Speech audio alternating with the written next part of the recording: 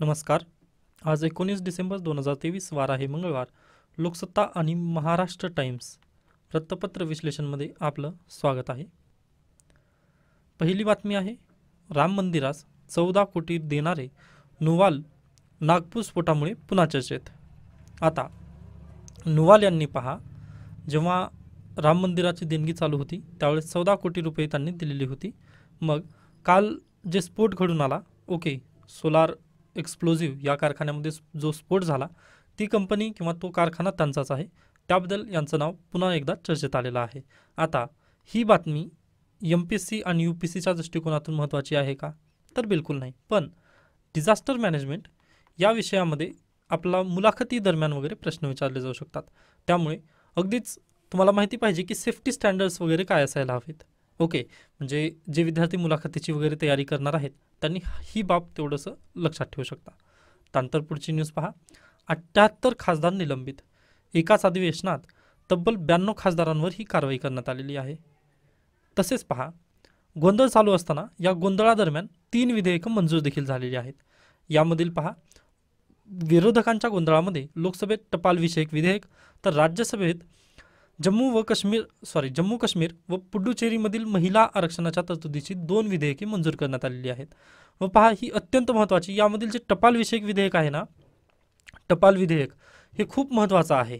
यानुसार काय करण्यात येणार आहे, आता तुम्ही एखादी वस्तू आहे, टपाल विधेयकामध्ये आता नवीन तरतूद वगैरे ॲड करण्यात आलेली आहे. पहा, तर ती तरतूद अशी आहे की तुम्ही पूर्वी म्हणजे तुम्ही याच्यापूर्वी पण काय पत्र वगैरे पाठवायचं, पूर्वी आपण इंडियन पोस्टद्वारे वगैरे पत्र पाठवायचं, ते पत्र ना आता कोणताही अधिकारी वगैरे उघडून पाहू शकतो, अशी त्यामध्ये तरतूद आहे.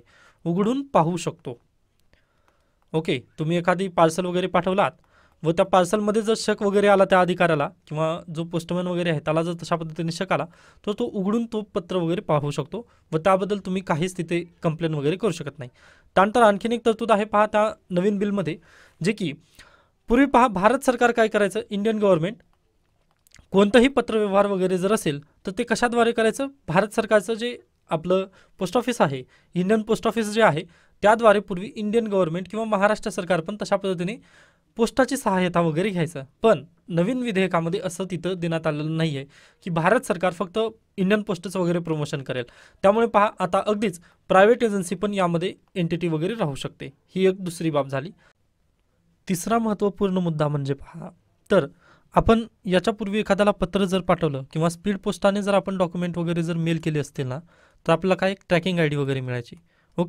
व त्या ट्रॅकिंग ID नुसार आपण जर तो पत्र वगैरे त्या व्यक्तीपर्यंत पोहोचलं नसेल ना, तर आपण काय करू शकतो, कंप्लेन वगैरे करायचं इंडियन पोस्ट ऑफिसमध्ये वगैरे. मग आता ही जी तिसरी तरतूद आहे ना, यानुसार हे कंपल्सरी करण्यात आलेलं नाही आहे. बरं, म्हणजे तुम्ही पत्र पाठवलं व त्या व्यक्तीपर्यंत जरी ते मिळालं नसेल, त्या व्यक्तीला जर ते मिळालं नसेल ना, तरी त्याच्यावरती ते ॲक्शन वगैरे घेण्यात येणार नाही. पूर्वी इंडियन गव्हर्नमेंटद्वारे वगैरे तिथे ॲक्शन घेतली जायची, पण आता तशा पद्धतीने काय तिथे त्याला म्हणजे महत्त्वपूर्णरित्या जबाबदार वगैरे तिथं कोणालाही धरण्यात येणार नाही. ह्या 3 महत्त्वपूर्ण बाबी टपाल विधेयकामध्ये अगदी होत्या, पण त्याबद्दल काल अगदीच विरोधकांच्या गोंधळामध्ये वगैरे लोकसभेत जे टपाल विषयक जे विधेयक होतं ते तसंच पास झालेलं आहे व ते आवाजी मतदानाद्वारे पास झालं. म्हणजे हे अतिशय गंभीर मुद्दा होता. पहा, 1, 2, 3 ह्या जर तुम्ही टॉपिक पाहिले किंवा हे जर काय म्हणतो आपण पॉईंट जर पाहिले तर त्यावर चर्चा होणं अगदी गरजेचं होतं व त्यामध्ये सुधारणा पण करणं गरजेचं होते. पण पाहूयात आता हे कुठं जाणार आहे, सुप्रीम कोर्टात जाईल विधेयक. मग सुप्रीम कोर्टामध्ये गेल्यानंतर पहा, इथे सुप्रीम कोर्टामध्ये पेंडन्सी वाढेल किंवा नाही वाढेल. तर पहा, बॅकवर्ड लिंकेजेस. आता अगदीच मी जे हे पॉईंट सांगतोय ना, प्लीज तुम्ही लिहून घेत चला. आता अगदीच खूप दिवसानंतर आपण भेटतोय, तर आता ही जी सिरीज आहे ती कंटिन्यू ठेवण्याचा मी नक्की प्रयत्न करेन. पण तुमच्याकडून पण मला अगदीच एक काय म्हणतो आपण एक प्रॉमिस हवं आहे की तुम्ही हे सर्व जे मी काही सांगतो ना ते एक्सप्लेनेशन देतो. पहा, मी डायरेक्टली असं PPT वाईज वगैरे शिकू शकत नाही. तर माझी ही सवयच आहे, तर मी अशा पद्धतीने जसं सांगतोय ना तसं प्लीज तुम्ही लिहून घ्या. आता हे जे 3 पॉईंट सांगितले ना ते तुमच्या डायरीमध्ये किंवा तुमच्या वहीमध्ये वगैरे ते नोंद करून ठेवा, कारण याबद्दल प्रश्न वगैरे नक्की येऊ शकतात. त्यानंतर दुसरीकडे पहा, लोकसभेतील 33 तर राज्यसभेतील 45 अशा विरोधी पक्षांच्या 78 खासदारांना निलंबित करण्यात आले. व आता हीच जर न्यूज तुम्ही द हिंदूमध्ये पाहिलात तर ते पहा, आता माझं द हिंदू आजचं पूर्णतः वाचणं झालं नाही कारण 3-4 पेपर सध्याला वाचत आहे मी, त्यामुळे थोडंसं प्रॉब्लेम झाला. तर पहा, द हिंदूमध्ये हेडलाईन काय आहे, 78 MP suspended, opposition calls it murder of democracy. आता पहा, एकदाच यांनी 78 जणांना काय निलंबन वगैरे केलेलं आहे. आता अगदीच त्यांनी जर गोंधळ वगैरे घातला असेल तर त्यांना त्यावर कारवाई करणं गरजेचं पण आहे. पण पहा, जर खरंच विरोधकांचा आवाज जर दाबवला जात असेल संसदेमध्ये तर ते अगदी आपल्यासाठी एक चांगली गोष्ट नाही आहे किंवा ते एक धोक्याची घंटा आहे असं आपण तिथं ओळखू शकतो. त्यानंतर प्रस्ताव आवाजी मतदानाद्वारे वगैरे मंजूर करण्यात आलेले आहेत व हे विधेयक खूप महत्त्वाचं होतं, टपाल विषयक विधेयक, पण त्याला हे झालं नाही. आपण त्याच्यानंतर पुढे जाऊयात. पुढे गेल्यानंतर पहा, इथे आपल्यासाठी किंवा MPSC आणि UPSCच्या दृष्टिकोनातून महत्त्वपूर्ण बातमी नाही, त्यामुळे मी स्किप करत पुढे पेज नंबर 2 वरती आलेलो आहे. मराठी साहित्य संमेलनाची कार्यक्रम पत्रिका जाहीर. आता यामधून महत्त्वपूर्ण बाब काय आहे तर अमळनेर येथे 2 ते 4 फेब्रुवारी या कालावधीत होणाऱ्या 97व्या अखिल भारतीय मराठी साहित्य संमेलन. ओके, हा एक महत्त्वपूर्ण मुद्दा आहे. कितवं भरणार आहे पहा, 97वे अखिल भारतीय मराठी साहित्य संमेलन. अखिल भारतीय मराठी साहित्य संमेलन कुठं भरणार आहे आता हे? आता प्लीज हा पण प्रश्न वगैरे MPSC किंवा सरसेवेला वगैरे विचारला जाऊ शकतो. 97वे अखिल भारतीय मराठी साहित्य संमेलन कुठं? अमळनेर जळगाव येथे भरणार आहे. ओके, तर अगदीच याच्या मागचे पण 1-2 तुम्ही हे करा आणि यांचे जे अध्यक्ष वगैरे असतील हे पण तुम्हाला अगदी बॅकवर्ड लिंकेजेसमध्ये त्यांचे पूर्ण म्हणजे बॅकवर्ड लिंकेजेस म्हणून यांचे अध्यक्ष पण तुम्हाला पाठ असणं गरजेचं आहे. आता हे वेळोवेळी येतील, म्हणजे आता फेब्रुवारी महिन्यात आहे, मग फेब्रुवारी महिन्यामध्ये म्हटल्यानंतर तेव्हा न्यूज येतील, त्यावेळेस मी सांगणार आहे. पण जसं जसं आपण पुढे चाललोय ना तशा पद्धतीने तुम्ही पण तुमच्या नोट्स वगैरे काढत चला, असंच माझं सांगणं असेल. ओके, त्यानंतर इथे पहा, आपल्यासाठी ही न्यूज काही गरजेची दिसत नाही आहे. त्यानंतर पापलेट मासा संवर्धनासाठी समिती बसवण्यात आलेली आहे. मग पहा, राज्य मासा म्हणून पापलेटला दर्जा बहाल केल्यानंतर आता या माशाच्या संवर्धनासाठी मत्स्य व्यवसाय विभागाने पावले उचलण्यास सुरुवात केली आहे. ओके, आता परीक्षेला प्रश्न असा पण येऊ शकतो की राज्य मासा कुठला आहे? महाराष्ट्र राज्याचा राज्य मासा कोणता आहे? तर पापलेट आहे. ओके, महाराष्ट्र सागरी मासेमारी नियमन अधिनियम 1981 अंतर्गत पापलेट माशाला वाणिज्यिकदृष्ट्या महत्त्वाच्या प्रजातीत समावेश केला गेलेला आहे. यासोबतच 135 135 TL इतके परिपक्वतेचे किमान आकारमान निश्चित केले आहे. त्यापेक्षा कमी आकाराचे पापलेट मासे पकडल्यास महाराष्ट्र सागरी मासेमारी नियमन अधिनियम 1981 व सुधारित कायदा 2021 अन्वये कारवाई केली जाणार आहे. म्हणजे 135 TLच्या पेक्षा जर कमीचा मासा जर पकडण्यात आला तर त्याच्यावरती कारवाई वगैरे केली जाईल. ओके, मग आता पापलेट मासाच्या संवर्धनासाठी किंवा त्याच्या विकासासाठी आपण काय एक समिती वगैरे बसवलेली आहे. अद्याप त्या समितीचं नाव किंवा त्यांचे जे अध्यक्ष वगैरे ते दिलेलं नाही आहे, पण परीक्षेला असा प्रश्न येऊ शकतो की पहा खालीलपैकी कोणत्या संवर्धनासाठी वगैरे समिती बसवण्यात आलेली आहे. तर तिथे पापलेट मासा वगैरे जर असेल तर तुम्ही तिथे योग्यरित्या टिक करू शकता. ओके, त्यानंतर पुढे या आंतरराष्ट्रीय निसर्ग संवर्धन संस्थेचा अहवाल म्हणजेच IUCNचा अहवाल आलेला आहे. काय आहे अहवाल पहा, जगभरातील 3000 जैविक प्रजाती धोकादायक आहेत.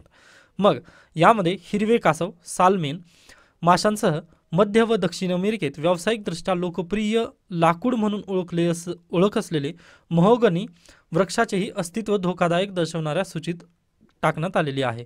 कोणतं?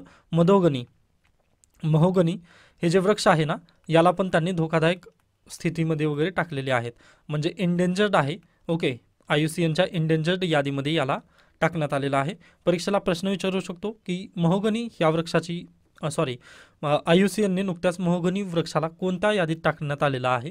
तर क्रिटिकली एंडेंजर्ड आहे का एंडेंजर्ड आहे? तर फक्त एंडेंजर्ड या यादीत त्याला समावेश करण्यात आलेला आहे.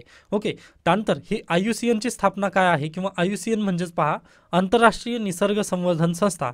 ओके, 1964 मध्ये या संस्थेला स्थापन करण्यात आलेली आहे. मग परीक्षेला आणखीन एक प्रश्न विचारला जाऊ शकतो, पहा IUCN ही युनायटेड नेशनची संस्था आहे का? ओके, तर पहा युनायटेड नेशन आणि IUCN यांचा दोघांचं काहीही एक संबंध नाही आहे. ही वेगळी संस्था आहे, एंटिटी आहे व युनायटेड नेशन वेगळं आहे. ओके, आता इथं U आणि इथं N आहे, त्यामुळे काही विद्यार्थ्यांना कन्फ्यूज होईल, पण तसं ते बिलकुल नाही आहे. त्यानंतर हे UPSC वाल्यांसाठी तर अगदी महत्त्वपूर्ण आहे, त्यांना तर हे पूर्ण पाठच पाहिजे. पण MPSC मध्ये पण थोडंसं पर्यावरणाचं रेफरन्स वगळत आहे, यासाठी हे पण आपल्यासाठी गरजेचं आहे. यासोबतच पहा जैविक प्रजातींची जागतिक संवर्धन स्थितीची यादी प्रसिद्ध करते या संस्थेचा ताजा अहवाल 13 डिसेंबर रोजी प्राप्त झालेला आहे. ओके, आय होप तुम्हाला ही पण बातमी समजलेली आहे. त्यानंतर लोकसत्ता विविधा यामध्ये पहा पूर्णतः राजकारणाबाबत एकूण एकावर आरोप वगैरे केले जात आहेत, त्यामुळे मी स्किप करतोय.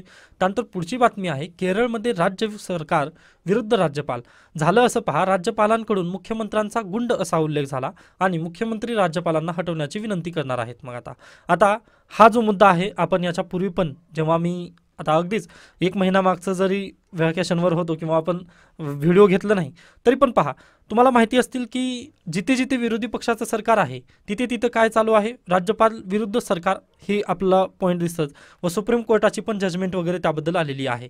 ओके, मग आता तेच परत एकदा इश्यू वगैरे इथं चालू झालेला आहे. मग बॅकवर्ड लिंकेजेसला तुम्ही कशाचा अभ्यास करणार आहात? राज्यपाल. ओके, आता पहा आजच्या पेपरमधील बॅकवर्ड लिंकेजेस कोणती कोणती होती? संसद एक होतं. ओके, संसदेची सगळी कायदे वगैरे तुम्ही पाहून घ्यायचं आहे आणि राज्यपाल हे 2 टॉपिक आज तुम्हाला करून झाले पाहिजेत. ओके, त्यानंतर पुढे येऊयात. नवीन दूरसंचार विधेयक लोकसभेत सादर. आता पहा टपाल विधेयक पास झालेलं आहे, तर आता नवीन दूरसंचार विधेयक लोकसभेत सादर करण्यात आलेलं आहे. आता हे विधेयकाचं काय काम वगैरे आहे ते लगेच इथे पाहूयात. द हिंदूमध्ये चांगल्या पद्धतीने बेसिकली दिलेली आहे.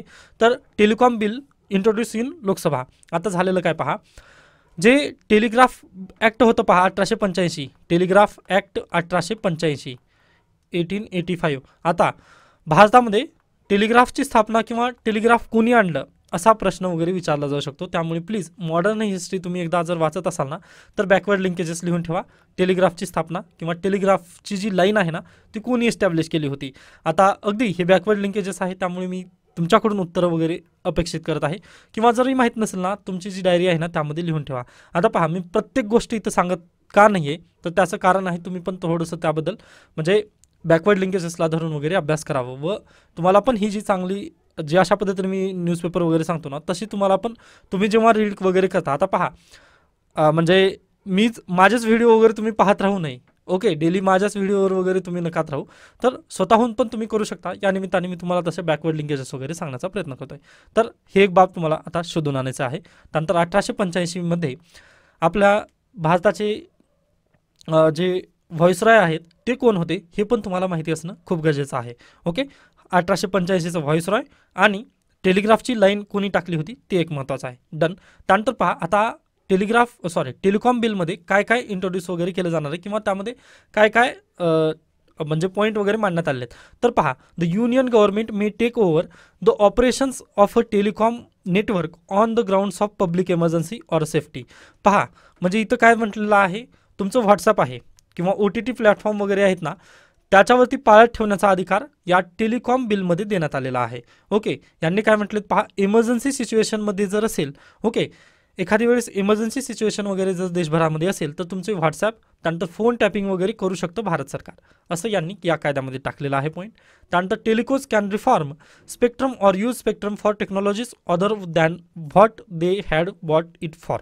ओके, आता पहा याच्यापूर्वी तुम्ही 2G स्पेक्ट्रम घोटाळा ऐकला असाल किंवा 5Gचे स्पेक्ट्रम वगैरे तुम्ही ऐकला असाल, तर पहा याच्यापूर्वी स्पेक्ट्रम दिले जात होते किंवा विक्री वगैरे त्याची केली जायची, पण आता हे स्पेक्ट्रमचा लिलाव वगैरे केला जाणार नाही व भारत सरकार ज्यांना वाटेल त्यांना अशा पद्धतीने स्पेक्ट्रम वगैरे दिले जातील असं कोण म्हणत आहे, नवीन टेलिकॉम बिलमध्ये इंट्रोडक्शन वगैरे तशा पद्धतीने करण्यात आलेलं आहे. ओके, हे पण दिलेलं आहे, हे पण झालं आपण पाहिलं. त्यानंतर telecom customers are required to undergo biometric authentication. आता पहा तुम्ही 2017मध्ये म्हणजे तुम्ही जर 2017मध्ये सिम कार्ड किंवा मोबाईल जर यूज केला असाल तर तुम्हाला त्यावेळेस काय आधार कार्डसोबत तुमचा मोबाईल नंबर लिंक करायला लावत होते पहा. ओके, थोडंसं आठवते का पहा, म्हणजे 2017कडे बॅक जाण्याचा प्रयत्न करा. तर मोबाईल नंबर आणि आधार कार्ड लिंक करायची तिथं स्कीम आली होती, पण 2017मध्येच कोणतं जजमेंट आलेलं आहे, राईट टू प्रायव्हसीचं एक जजमेंट आलं. रिटायर्ड जस्टिस पुट्टास्वामी यांची केस होती ती. ओके, मग त्यांच्या केसमुळे झालं काय, हे सगळं उलटं फिरलं. ओके, व जे मोबाईल नंबर आणि आधार कार्ड लिंकचे जे फॅक्टर वगैरे होते ना ते त्यांनी तिथंच थांबवले. पण आता यांनी काय म्हणत आहेत, जेव्हा जेव्हा वाटेल ना तेव्हा तेव्हा भारत सरकार अशा पद्धतीने नवीन रेग्युलेशन वगैरे आणू शकतं व टेलिकॉमचे जे कस्टमर्स असतील त्यांना काय बायोमेट्रिक ऑथेंटिकेशन करण्यासाठी वगैरे भाग पाडू शकतं. आता पहा, आता तुम्हाला जर सिम कार्ड हवा असेल तर तुम्ही सिम कार्ड कशा पद्धतीने विकत घेता, डायरेक्टली फोटो काढली जात आहे आधार कार्डची, न की तुमचं बायोमेट्रिक म्हणजे तुमचं ठसा जे बोटाचा ठसा वगैरे ना ते घेत नाही आहेत सध्याला. ओके, ते का घेत नाही आहेत तर 2017मध्ये राईट टू प्रायव्हसीचं राईट टू प्रायव्हसीचं जजमेंट आलेलं होतं, त्यानिमित्ताने ते घेण्यात आलं नाही. म्हणजे त्याला बंदी आणली की सिम कार्ड जर घेत असाल ना तुम्हाला ठसा वगैरे देण्याची गरज नाही. पण भारत सरकार काय म्हणत आहे, आता परत एकदा आपण तिकडे जाऊ शकतो, बायोमेट्रिक स्कॅनिंग वगैरे केली जाऊ शकते तुमची. म्हणजे ह्या बिलमध्ये पण थोडीशी आपली राईट टू प्रायव्हसी जी आहे, राईट टू प्रायव्हसीचा आर्टिकल किती आहे, आर्टिकल 21. ओके, खाजगी वैयक्तिक माहितीचा वगैरे जो अधिकार आहे ना तो आर्टिकल 21मध्ये येतो व अगदीच त्याला इथं थोडंसं काय म्हणतो आपण, तो क्रॉस वगैरे होऊ शकतो असं आपलं इथं बेसिकली म्हणता येतं. ओके, मग पाहूयात हा पण कायदा कुठं जाईल, सुप्रीम कोर्टात नक्कीच याला पण चॅलेंज करण्यात येईलच. ओके, तर हे अशा पद्धतीने इंट्रोड्यूस करण्यात आलं आहे. टेलिकॉम बिल आहे, लोकसभेमध्ये काल इंट्रोड्यूस झालेला आहे. त्यानंतर पुढे जाऊयात, ज्ञानव्यापी मस्जिद सर्वेक्षण अहवाल न्यायालयात सादर झालेला आहे व 21 डिसेंबरला त्याबद्दल सुनावणी आहे. मग पाहूयात त्याबद्दल कोर्टाचा निकाल वगैरे काय येईल. ओके, त्यानंतर आपण पुढे जाऊयात, जात धर्म न पाहणारी प्रगती. आता हा लेख पहिल्यांदा ना इथंपर्यंत अगदी चांगला आहे, पण पुन्हा इथून 2014 पासून पंतप्रधान नरेंद्र मोदी यांचंच गुणगान वगैरे केलं आलेलं आहे, त्यामुळे मी याला इथंच थांबवतोय. आता पहा, इथली एक म्हण आहे किंवा ही एक अशा पद्धतीने श्लोक आहे, ते तुम्ही अगदीच लक्षात ठेवू शकता, तुमच्या पण निबंधाला वगैरे चार चांद लावू शकतो. तर काय, जाती न पूछो साधू की पूछ लीजिए ज्ञान, मोल करो तलवार का पडा रहने दो म्यान. म्हणजेच काय, तर पहा, एखादा साधू व्यक्ती वगैरे जर असेल ना तर त्याचं ज्ञान विचारा, त्याची जात वगैरे विचारू नका. आणि पहा, एखादी तलवार असेल ना तर त्याची म्यान पाहू नका, तर त्याची धार पहा त्या तलवारची किती आहे. ओके, व हे खूप म्हणजे आपला जे हे निबंध वगैरे असेल ना अशा पद्धतीने जर श्लोक असं लिहिलात ना तुम्ही तर खूप तिथे इम्पॅक्ट वगैरे पडतो. त्यामुळे हे लक्षात ठेवा तुम्ही तुमच्या डायरी प्लीज, जेव्हा तुम्ही आता यूट्यूब माझं जे व्हिडिओ वगैरे आहे ना जे पाहत असताना प्लीज तुम्ही डायरी वगैरे कॅरी करा व जे मी सांगतोय ना त्याला प्लीज तुम्ही उतरत वगैरे चला. व पहा, याची जी PDF आहे ना ती ऑलरेडी आपल्या टेलिग्राम चॅनलवरती मी अपलोड केलेली आहे, तर तिथून तुम्ही ह्याचे नोट्स वगैरे नक्की काढू शकता. त्यानंतर पहा, आता पर्सन इन न्यूजमध्ये कंबाईन परीक्षेसाठी वगैरे महत्त्वपूर्ण आहेत व्यक्तिवेध अंजली कीर्तने यांच्याबद्दल आहे. तर अंजली कीर्तने यांचं बहुरूपी दुर्गा भागवत हे चरित्र आहे आणि साहित्यिका दुर्गा भागवत हा लघुपट त्यांनी तयार केलेला आहे. तर याबद्दल परीक्षेला प्रश्न विचारला जाऊ शकतो की साहित्यिका दुर्गा भागवत हा लघुपट कोणाचा आहे, तर कोणाचा आहे, अंजली कीर्तने यांचा आहे. ओके, तर हे पर्सन इन न्यूज आहे, अतिशय महत्त्वपूर्ण आहे. आय होप तुम्ही हे पण त्याला हे केलेलं आहे. त्यानंतर आपण पुढे जाऊयात, सागरी सूक्ष्मजीवांपासून प्रतिजैवके. आता पेनिसिलिनचा शोध कधी लागलेला आहे, तर 1928मध्ये पेनिसिलिनचा शोध आहे, हे महत्त्वपूर्ण आहे, याला तुम्ही प्लीज लक्षात ठेवा. त्यानंतर पेनिसिलिनचा शोध पहिल्यांदा कोणी लावला, अलेक्झांडर फ्लेमिंग यांनी. पहा, अलेक्झांडर फ्लेमिंग ओके यांनी 1928मध्ये याचा शोध लावलेला आहे व पेनिसिलिन हे काय अँटीबायोटिक आहे. ओके, तर ह्या महत्त्वपूर्ण गोष्टी आहेत, याला तुम्ही लिहून ठेवा, म्हणजे हे फॅक्ट आहेत, याला पण तुम्हाला माहिती असणं खूप गरजेचं आहे. ओके, त्यानंतर पुढे जाऊयात, संपादकीय लोकसत्ता. पहा, भोंगळ भावनावाद काही गरजेचं नाही आहे आपल्यासाठी, स्किप करू शकता. त्यानंतर ऊसतोड मजुरांचा विचार धोरणात हवा. आता पहा, साखर कारखानदारी बदलते आहे, तसे ऊसतोड कामगारांचे पारंपरिक स्वरूपही बदलू पाहत आहे. या बदलांचा वेध घेणारे धोरण महाराष्ट्रात नसेल तर ऊसतोड कामगारांची हालाकी वाढत जाईल, असं आपलं इथं काय बॉम्बे हायकोर्टाने पण पहा याच्याबद्दल टिप्पणी केलेली आहे, त्यामुळे हा लेख आला आहे. आता लेखमध्ये काही उपाययोजना वगैरे दिल्या नाहीत, ही एक महत्त्वपूर्ण समस्या आहे. आता इथं पहा, ऊस तोडण्यासाठी यंत्रांचंच म्हणजे यंत्रे वगैरे बाजारात आलेली आहेत, पण त्या यंत्रांचा वापर वगैरे करता येऊ शकत नाही, कारण त्या यंत्राने जर ऊस वगैरे तोडणी केली ना तर शेतामध्ये ते ज्यावेळेस पहा एकदा आपण ऊस लावलो ना त्याच्यावर परत आपण त्या ऊसापासून दुसरं ऊस वगैरे येऊ शकतं, पण आपण यंत्राद्वारे जर ऊस काढणी केली ना तर त्यापासून दुसरं परत ऊस वगैरे येण्याचे चान्सेस नाहीत. त्यामुळे आज पण आपण मानवी श्रमाद्वारेच काय करत आहोत, ऊसतोडणी वगैरे करत आहोत, असं लेखकाचं इथं म्हणणं आहे. व पहा, हे उपाय तर होऊ शकत नाही, कारण महाराष्ट्रामध्ये बेरोजगारीचं प्रमाण पण जास्तच आहे अगदी. ओके, बेरोजगारीचं प्रमाण पण आता इथं आहे, या निमित्ताने आपण यंत्रांचा पण जास्त वापर वगैरे करू शकत नाही. मग यासाठीच आपल्याला काय ऊसतोड कामगार जे आहेत ना त्यांच्यासाठी एक धोरण हवं आहे. ओके, व ते धोरण महाराष्ट्र सरकारने जे बॉम्बे हायकोर्टाने पहा गेल्या वर्षीची न्यूज आहे आय होप तुम्ही जर मला गेल्या वर्षापासून फॉलो वगैरे करत असाल तर तुम्हाला माहिती असेल की बॉम्बे हायकोर्टाने अगदीच महाराष्ट्र गव्हर्नमेंटला म्हटलं होतं की बाबा तुम्ही ऊसतोड कामगारांसाठी काहीतरी प्रोव्हिजन वगैरे करा. जसं पहा, ऊसतोड कामगार काय करतात तर स्थलांतर करतात. स्थलांतर केल्यानंतर पहा त्यांच्या मुलांची वगैरे तिथंच शाळा सुटते. ओके, त्यामुळे पहा ते शाळा सुटल्यानंतर ना व्हिशियस सायकलमध्ये अडकून राहतात. ओके, शाळा सुटते. ओके, त्या विद्यार्थ्यांची वगैरे शाळा सुटते. शाळा सुटल्यामुळे प्रॉब्लेम काय होतो पहा, त्यांना शिक्षण भेटत नाही. शिक्षण न भेटल्यामुळे पहा त्यांच्याकडे उपाय काय असतो, त्यांच्या वडिलांसारखं त्यांना पण काय ऊसतोड कामगारच म्हणून काम करावं लागतं. ओके, पण पहा त्या जर मुलांनी शिक्षण जर घेतलं असतं तर काय शिक्षण भेटलं असतं त्यांना व ते ऊसतोड कामगारापासून बाहेर वगैरे येऊ शकले असते किंवा दुसरीकडे थोडंसं हातपाय वगैरे त्यांनी नक्कीच म्हणजे काय म्हणतो प्रयत्न वगैरे करून चांगली नोकरी वगैरे शोधू शकली असते. पण ही व्हिशियस सायकल अशा पद्धती आहे की पहा त्यांना शिक्षण न मिळाल्यामुळे ना वडील जे पद्धतीने काम करत आहेत तेच त्यांना काम वगैरे करावं लागत आहे. मग यासाठी आपलं एक धोरण हवं आहे व ते धोरण आपण या बेसिसवरूनच बनवू शकतो की आपण ऊसतोड कामगारांच्या पहिल्यांदा समस्या जाणून घेतलं पाहिजे, असं इथं लेखकांचं बेसिकली म्हणणं आलेलं आहे. त्यानंतर नव्या उपाययोजनांनंतरही नक्षलवाद वाढतो आहे का? ओके, तर पहा काही काळ नक्षलवादी शांत होतात व पुन्हा संधी मिळताच जिल्ह्यात हैदोस घालू लागतात. ही गडचिरोली मधील घटना आहे. ओके, तुम्हाला माहिती असेल गडचिरोलीमध्ये अगदीच 3 नागरिकांची वगैरे हत्या करण्यात आली. का तर त्यांना पोलिसांचे सूत्र म्हणजे पोलिसांचा गुप्तहेर वगैरे आहे असं समजून त्या आदिवासी नागरिकांची वगैरे तिथं हत्या करण्यात आलेली आहे. त्याबद्दल हा विश्लेषण वगैरे आलेला आहे. तर पहा अशा पद्धतीने जर तुम्ही पाहिलात तर छत्तीसगडमधील तोडगट्टा येथे 250 दिवसांहून अधिक काळ सुरू असलेले खान विरोधी आंदोलन प्रशासनाने उधळून लावल्याने नक्षलवादी अधिक आक्रमक झाल्याची चर्चा आहे. म्हणजे पहा काही काळ नक्षलवादी वगैरे जे होते ना ते शांत होते, पण हे अचानकच असं पेट का घेतला तर याचं कारण आहे छत्तीसगड मधील 250हून अधिक दिवस झालेलं काय होतं एक उपोषण वगैरे तिथे चालू होतं. त्या उपोषणाला प्रशासनाने तोडून काढलं. ओके, मग ते उपोषण तिथे संपवण्यात वगैरे आल्यानंतर पहा त्याबद्दल जे कारवाया वगैरे आहेत किंवा नक्षलवाद जे आहे ते परत एकदा उफाळून आल्याचं आपल्याला इथं बेसिकली दिसत आहे. मग आतापर्यंत पहा गडचिरोली जिल्ह्यातील 554 सामान्य नागरिकांना नक्षलवादाला वगैरे बळी जावं लागला आहे. किती 554 नागरिक पहा त्यांची हत्या झालेली आहे. ओके, म्हणजे हे भयावह आकडेवारी आपल्याला पाहायला मिळते. त्यानंतर नक्षल चळवळ कमकुवत झालीच ना तर पहा पोलिसांना तुम्ही अशा पद्धतीने प्रश्न वगैरे विचारला तर पोलिसांचे म्हणणे काय पहा पोलिसांचे प्रभावी नक्षलविरोधी अभियान, सीमा भागात पूल व रस्त्यांचे वाढलेले जाळे हे त्यामागचे प्रमुख कारण असल्याचा पोलिसांनी दावा केलेला आहे. म्हणजे पोलीस काय म्हणतात की नक्षलवाद हा कमी होत आहे. का कमी होत आहे तर दळणवळणाच्या सोयीसुविधा वगैरे आपण जंगल भागामध्ये वगैरे घेऊन गेलेले आहेत, त्यामुळे नक्षलवाद आता तिथून पण दूर जात आहे असं त्यांचं म्हणणं आहे. व पहा आपला जर नक्षलवाद तिथून जर खरंच हटवायचा वगैरे असेल तर पहा इन्फ्रास्ट्रक्चर हे महत्त्वाचं सोल्युशन नाही तर आपण बैठका वगैरे करून तेच सोल्युशन वगैरे घेऊ शकतो. आता इथं पण त्यांनी तेच दिलेलं आहे. पहा जिल्ह्याच्या शेवटच्या टोकापर्यंत दळणवळणाची साधने पोहोचली पाहिजेत यासाठी शासन मागील अनेक वर्षापासून प्रयत्न करीत आहे. त्यांच्यासमोर नक्षलवाद्यांचे सर्वात मोठे आव्हान होते. पोलीस बळाचा वापर करून दुर्गम भागात पोहोचण्याचा प्रयत्न झाला. या दरम्यान अनेक चकमकी उडाल्या.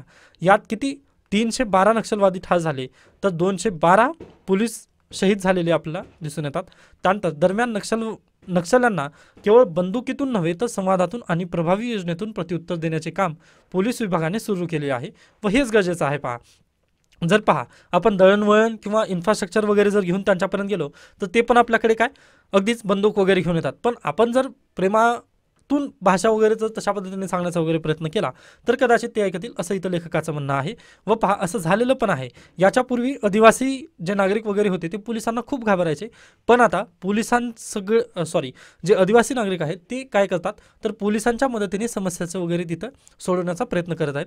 ही एक आपला चांगली बाब किंवा एक पॉझिटिव्ह न्यूज आपल्याला इथं दिसून येत आहे. ओके, त्यामुळे तुम्ही पण जेव्हा इंटरव्ह्यूमध्ये वगैरे जर विचारण्यात आलं की नक्षलवाद्यांची जी समस्या आहे त्याला तुम्ही कशा पद्धतीने पाहत आहात किंवा टॅकल वगैरे कसं करणार आहात तर अगदीच तुम्ही पण तशा पद्धतीने सांगू शकता की आपण संवादातून सर्व काही साध्य करू शकतो असं तुम्ही तिथे सांगू शकता. ओके, त्यानंतर पहा लोकसत्ता सत्ताकारण. आता ही न्यूज आपल्यासाठी किंवा हे पेज वगैरे गरजेचं नाही, स्किप करा. त्यानंतर खाम नदीच्या प्रदूषणाचा मुद्दा सर्वोच्च स्थानी म्हणजे सर्वोच्च न्यायालयात गेलेला आहे. आता खाम नदी कुठं आहे तर छत्रपती संभाजीनगरमध्ये आहे खाम नदी. ओके, हे तुम्हाला पॉईंट अगदी लक्षात ठेवायचं आहे. कारण पहा जे तुम्ही जर सरळ सेवेचा जर फॉर्म वगैरे भरला असाल व ज्या जिल्ह्याला तुम्ही फॉर्म भरलात ना तर तिथे नदी वगैरे कोणती आहे ते तुम्हाला माहिती असणं गरजेचं आहे. त्यानिमित्ताने मी ही न्यूज सांगितली की बाबा छत्रपती संभाजीनगरमध्ये शहरातून कोणती नदी वाहते तर खाम नदी वाहते. ओके, हे महत्त्वपूर्ण बाब आहे. त्यानंतर पुढे या लोकशिवार स्किप करू शकता. ओके, त्यानंतर करिअर वृत्तांत काही गरजेचं वगैरे वाटलं नाही. त्यानंतर प्रत्यक्ष कर संकलनात 21% वाढ झालेली आहे. पण 21% जरी वाढ जर झाली असेल ना तर व्यक्तिगत प्राप्ती करदाते अवघे 2.25 कोटीच आहेत. म्हणजे पहा इन्कम टॅक्स. ओके, आपल्या भारतामध्ये 140 कोटी जर जनता जर पाहिली आपण तर त्यापैकी पहा फक्त 2.25 कोटी ओके 2.15% एवढेच लोक काय भरतात इन्कम टॅक्स भरतात. बाकीचे सगळे म्हणजे त्यांची इन्कम वगैरे तेवढ्या लेवलपर्यंत पोहोचू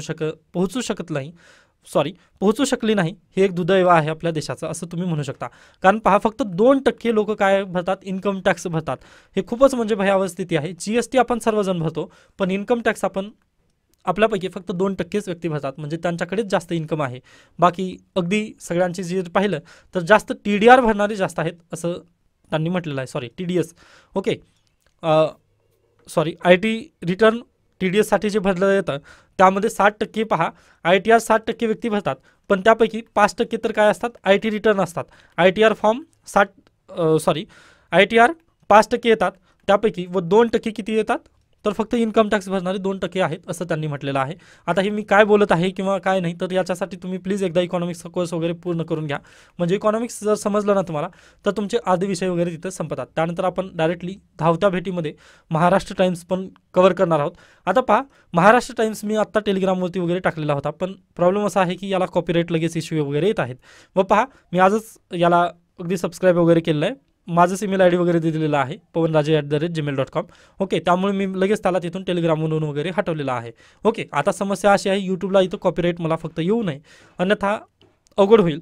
आता पहा इथं पण त्यांनी तेच दिलेलं आहे की याला कॉपीराईट वगैरे इश्यू होऊ शकतो म्हणून.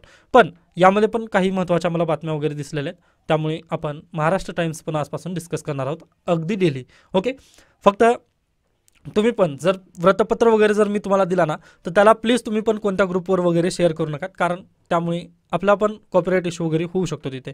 ओके, तर पहा विचार एखादे उद्दिष्ट साध्य करण्यापेक्षा त्यासाठी प्रयत्न करणे अधिक अभिमानास्पद आहे असं महात्मा गांधी यांनी म्हटलेलं आहे. ओके, हे एक विचारपासून आपल्या दिवसाची सुरुवात वगैरे करू शकता. पण आपण लोकसत्ताला पहिल्यांदा प्रेफरन्स देतो त्यानंतर महाराष्ट्र टाइम्स. ओके, आता इथे गजेचं काही न्यूज दिसत आहे का पहा आपल्याला. हां, तर इथे पहा जल जीवन मिशन. ओके, जल जीवन मिशन किती 2024 पर्यंत पूर्ण करायचं आहे व 2019लाच तशा पद्धतीने टार्गेट ठेवण्यात आलेलं होतं. हे आपल्याला ऑलरेडी माहिती आहे. आता मग बॅकवर्ड लिंकेजेसला काय तुमच्या ह्याच्यात लिहून ठेवायचं आहे तर अगदीच जल जीवन मिशन. ओके, किंवा आता तुम्ही जर ग्रामीण भागात आता माझ्या मते आपलं जे ऑडियन्स आहे ओके किंवा जे यूट्यूबवरचे जे व्हिडिओ वगैरे पाहण्याचं जे माझं ऑडियन्स आहे ना ते ऑलरेडी ग्रामीण भागातूनच आहे. मग ग्रामीण भागामध्ये जास्त जर पाहिलं ना तुम्ही तर रस्ते आपले जे आहेत ते खोदून ठेवलेले आहेत. पहा ते कशासाठी खोदलेले आहेत तर ते जलजीवन मिशनसाठीच खोदण्यात आलेले आहेत. ओके, तर पहा त्या जलजीवन मिशन जी योजना आहे ना त्याला प्लीज तुम्ही एकदा रीड करा. हे एक तुमचं काय बॅकवर्ड लिंकेजेस असेल किंवा तुम्हाला हे होमवर्क असेल. आता होमवर्क किती दिलेलं आहे, एक संसद वाचायचं आहे, दुसरं राज्यपाल वाचायचं आहे, तिसरं जलजीवन मिशन वाचायचं आहे. ओके, त्यानंतर पुढे या इथे गजेची न्यूज नाही आहे. म्हणजे जे आपण पहा अर्ध्या बातम्या आपण पूर्वी कव्हर केलेल्या आहेत त्यामुळे काळजी करू नका. जे इथं मला महत्त्वाच्या वाटल्या त्याच मी बातम्या वगैरे इथं घेणार आहे. ओके, बाकी लोकसत्तामध्ये भरपूर बातम्या आपण कव्हर केलेल्याच आहेत. त्यानंतर आता इथं महत्त्वाची बातमी आहे कोणता तांदूळ कुठून येतो.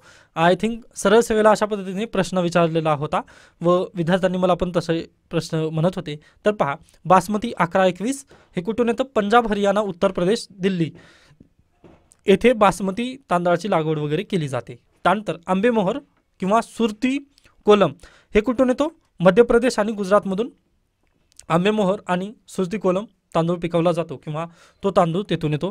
त्यानंतर इंद्रायणी तांदूळ जो आहे तो पश्चिम महाराष्ट्रातून येतो व कोलम जो आहे तो विदर्भातील तांदूळ आहे. व मसुरी, परिमल, सोना मसुरी हे कुठून आहे, कर्नाटक आणि आंध्र प्रदेश येथून आहे. व पहा मसुरी आणि सोना मसुरी आता उत्तराखंड वगैरे म्हणू नकात, फक्त म्हैसूर या पद्धतीने जर म्हटलात तुम्ही तर कर्नाटकमधून ते येतात.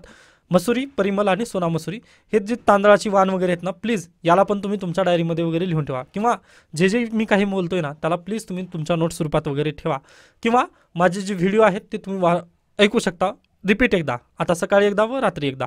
ओके, त्यानंतर येथे आपल्यासाठी गरजेची दिसत नाही आहे न्यूज. बाकी पुण्याचे वगैरे इथं जास्त न्यूज देण्यात आलेले आहेत. ओके, त्यानंतर आणखीन एक बातमी आहे, ती झाल्यानंतर आपण आज इथे थांबणार आहोत. ओके, त्यानंतर पहा, इंडियाची आज दिल्लीत बैठक. इंडिया म्हणजेच काय, इंडिया जी आघाडी आहे ना, त्यांची 19 डिसेंबर म्हणजे आज रोजी काय बैठक होणार आहे दिल्ली येथे. मग पाहूयात त्यांचा प्लॅन वगैरे कशा पद्धतीने असणार आहे. हां, आणखीन त्यानंतर ही महत्त्वाची न्यूज इथं आपल्यासमोर आहे. तर पहा, युरोपियन युनियन काय करत आहे, सध्याला कायदा बनवत आहे. कशाचा, AI वरती, आर्टिफिशियल इंटेलिजन्सला नियंत्रित करण्यासाठी कायदा पहिल्यांदा कोण बनवत असेल तर युरोपियन युनियन हा कायदा बनवत आहे, असं तुम्हाला माहिती असणं गरजेचं आहे. व अगदीच पुढल्या वर्षी त्यांचा काय कायदा तयार असेल असं त्यांनी इथं म्हटलेलं आहे. ओके, आता त्यांच्या तरतुदी वगैरे इथं देण्यात आलेल्या नाही आहेत, पण तुम्हाला हे माहिती असणं खूप गरजेचं आहे की युरोपियन युनियनने पहिल्यांदा कायदा आर्टिफिशियल इंटेलिजन्सचा बनवण्यासाठी घेतलेला आहे. आता पहा, USA घ्या, त्यानंतर UK घ्या, त्यानंतर इंडिया घ्या, हे सर्व काय म्हणत आहेत, फक्त चर्चा करत आहेत, पण त्याबद्दल आपण अद्याप समिती वगैरे काहीच नेमलेली नाही आहे किंवा आपण त्याला रेग्युलेशनचं पावले वगैरे उचलली नाहीत. पण युरोपियन युनियन लगेच पावलं वगैरे उचलण्यास तत्पर आहे किंवा तयार झालेला आहे असं तुम्ही म्हणू शकता. त्यानंतर पुढे संशोधनातील निष्कर्ष, गहू, तांदूळ, मक्याला हवामान बदलाचा फटका. व हे आपल्याला ऑलरेडी माहिती आहे, तरी पण एकदा तुम्ही पाहून घेऊ शकता की पृथ्वीचे सरासरी तापमान जेमतेम 1 अंश सेल्सिअसने वाढल्यास गव्हाचे उत्पादन तब्बल 17% व भात उत्पादन 0.75 टनांनी कमी होऊ शकते. त्यासोबतच केंद्रीय भूविज्ञान मंत्रालयाच्या म्हणण्यानुसार जागतिक तापमानवाढीमुळे देशाच्या विविध भागांत हवामान झपाट्याने बदलत आहे आणि पर्यावरण विरुद्ध घातक गोष्टीमुळे काही ठिकाणी अतिवृष्टी, काही ठिकाणी दुष्काळ, तर उष्णकटिबंधीय चक्रीवादळासारख्या नैसर्गिक गोष्टींमध्ये देखील वाढ झालेली आपल्याला दिवसेंदिवस पाहायला मिळत आहे. ओके, तर त्यामुळे क्लायमेट चेंज अगदीच काय म्हणू शकतो, क्लायमेट चेंजला आपण लवकरात लवकर थांबवणं गरजेचं आहे किंवा जे कार्बन इमिशन आहे त्याला 0वर आणणं खूपच गरजेचं आहे किंवा ही काळाची गरज आहे असं आपण तिथं म्हणू शकतो. मग याबद्दलच मी डायरेक्टली तुम्हाला MCQ देतो की COP28, ओके, COP28 ही परिषद क्लायमेट चेंजबद्दलची जी भरलेली परिषद आहे ही नुकतीच कुठं भरलेली आहे. ओके, डायरेक्टली याला मी पर्याय वगैरे देत नाही आहे, तर ही COP28 ही परिषद नुकतीच झालेली आहे, तर ती कुठं भरली हा तुमचा प्रश्न असेल, त्याचं उत्तर तुम्ही कमेंट सेक्शनमध्ये नक्की सांगू शकता. आता पहा, भरपूर आजच्या न्यूजपेपरमध्ये मी भरपूर बाबी वगैरे तुम्हाला सांगितलेल्या आहेत, तर प्लीज त्याचं इम्प्लिमेंटेशन डेली करा. अन्यथा पहा, व्हिडिओ पाहिलात अगदी चांगलं वाटतं पण लगेच ते विसरून वगैरे जातं, तर तसं होऊ नये यासाठी प्लीज तुम्ही डायरी किंवा तुमची ज्या पद्धतीने वही वगैरे असेल ते करा. करंट अफेअर्स खूप महत्त्वाचा रोल करतो तुमच्या प्रिपरेशनमध्ये. ओके, मी परत एकदा हे त्यासाठीच घेऊन आलेलो आहे, कारण पहा, कोणताही व्हिडिओ वगैरे अपलोड केला किंवा कोण्याही विद्यार्थ्याचा वगैरे जेव्हा कॉल येतो ना, त्यावेळेस विद्यार्थी तेच म्हणत आहेत मला की सर लोकसत्ता विश्लेषण वगैरे परत एकदा चालू करा. त्यानंतर पहा, आज अगदीच मला महाराष्ट्र टाइम्सबद्दल हे पण भेटलं की बाबा त्याचा आपण डायरेक्टली PDF वगैरे डाउनलोड करू शकतो, त्यामुळे मी त्याचं डायरेक्टली सबस्क्राईब केलं आणि मग आता म्हटलं महाराष्ट्र टाइम्स आपण काय करूया, डेली न्यूजपेपर ॲनालिसिसमध्ये याला आपण कव्हर करणार आहे. एक लोकसत्ता, त्यानंतर महाराष्ट्र टाइम्स. आता पहा, लोकमत जे न्यूजपेपर आहे ना ते मी स्वतः वाचत असतो, पण त्यामध्ये जर डाटा पॉईंट वगैरे आले ना तर त्याचे मी शॉर्ट व्हिडिओ बनवणार आहे. ओके, काळजी करू नका, त्याबद्दल पण आहे. आणि द हिंदू तर माझं डोमेन आहे, फक्त याला वाचायला वेळ लागेल व खूप महत्त्वाचे पॉईंट वगैरे द हिंदूमध्ये येतात. आता जसं जसं वाचत वगैरे जाईल व जसं जसं यामधील जर महत्त्वाचं पॉईंट वगैरे असेल ना तसं तसं मी द हिंदूची पण हेल्प घेऊन तुम्हाला सांगण्याचा प्रयत्न करणार आहे. ओके, त्यामुळे काळजी करू नका. आजपासून आपण किती न्यूजपेपरला कव्हर करणार आहोत मग, तर पहा, एक आपला डेलीचा लोकसत्ता, ओके, लोकसत्ता, त्यानंतर महाराष्ट्र टाइम्स, त्यानंतर दुसरा कोणता आहे, एक लोकमत जो की बॅकग्राऊंडला कव्हर केला जाईल, आणि एक आहे द हिंदू. ओके, म्हणजे 4 न्यूजपेपर तुम्ही डेली कव्हर करणार आहात. ओके, फक्त तुम्ही विश्वास ठेवा, मी नक्कीच याबद्दल तशा पद्धतीने डेली कव्हर करण्याचा वगैरे प्रयत्न करेन. व प्लीज तुम्ही मला रिस्पॉन्स करत चला, म्हणजे रिस्पॉन्स केल्यानंतर अगदीच मला पण एक ऊर्जा असते की बाबा आपण करायला हवं. अन्यथा प्रॉब्लेम काय होतो पहा, आपण इकडे पण उगाच वेस्ट एनर्जी वगैरे करत आहे की काय असं वाटतं मला, त्यामुळे मी डायरेक्टली त्याला स्टॉप वगैरे करत असो. त्यामुळे प्लीज मला योग्य होईल तर तुम्ही प्लीज रिस्पॉन्स वगैरे करत चला आणि आपण उद्या भेटूयात. धन्यवाद.